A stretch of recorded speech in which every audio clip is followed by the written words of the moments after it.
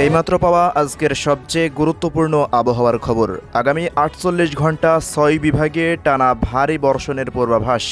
ফেনী ও কুমিল্লা সহ বেশ কিছু জেলায় ভয়াবহ বন্যার শঙ্কা। এছাড়া আজও দেশের বিভিন্ন জেলায় ৬০ কিলোমিটার বেগে তীব্র ঝড়ের সতর্কতা। প্রিয় দর্শক, সক্রিয় মৌসুমী বায়ুর প্রভাবে সারা দেশে বৃষ্টি বেড়েছে। টানা বর্ষণে দেশের কুমিল্লা, ফেনী, নোয়াখালী জেলায় বন্যা দেখা দিয়েছে। এ বৃষ্টিপাত অব্যাহত থাকতে পারে আগামী ৪৮ ঘন্টা পর্যন্ত। আগামী ২৪ ঘন্টায় দক্ষিণ পূর্বাঞ্চলের ফেনী ও চট্টগ্রাম জেলার মুহুরী এবং হালদা নদীর পানি সমতল বিপদসীমার ওপর দিয়ে প্রবাহিত হতে পারে। ফলে আগামী ২৪ ঘন্টায় এসব অঞ্চলের বন্যা পরিস্থিতি উন্নতির সম্ভাবনা নেই, তবে বৃষ্টি কমে গেলে কিছুটা উন্নতি হতে পারে। এদিকে আগামী ৪৮ ঘন্টায় ঢাকা সহ দেশের ৬ বিভাগে ভারী থেকে অতি ভারী বর্ষণের আভাস দিয়েছে আবহাওয়া অফিস। বৃহস্পতিবার ২২শে আগস্ট আবহাওয়া অফিসের ভারী বর্ষণের সতর্কবার্তায় এমন তথ্য জানানো হয়েছে।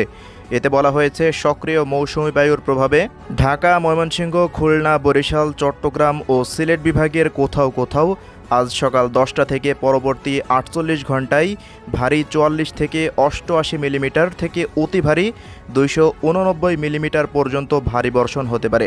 অতিবৃষ্টির কারণে চট্টগ্রাম বিভাগের পাহাড়ি এলাকার কোথাও কোথাও ভূমিধসের শঙ্কা রয়েছে। এদিকে রাজধানী ঢাকা সহ দেশের ১১ জেলায় সন্ধ্যা ৬টার মধ্যে সর্বোচ্চ ৬০ কিলোমিটার বেগে ঝড়ের আভাস দিয়েছে আবহাওয়া অফিস। একই সঙ্গে বজ্রসহ বৃষ্টি হতে পারে বলেও জানানো হয়েছে।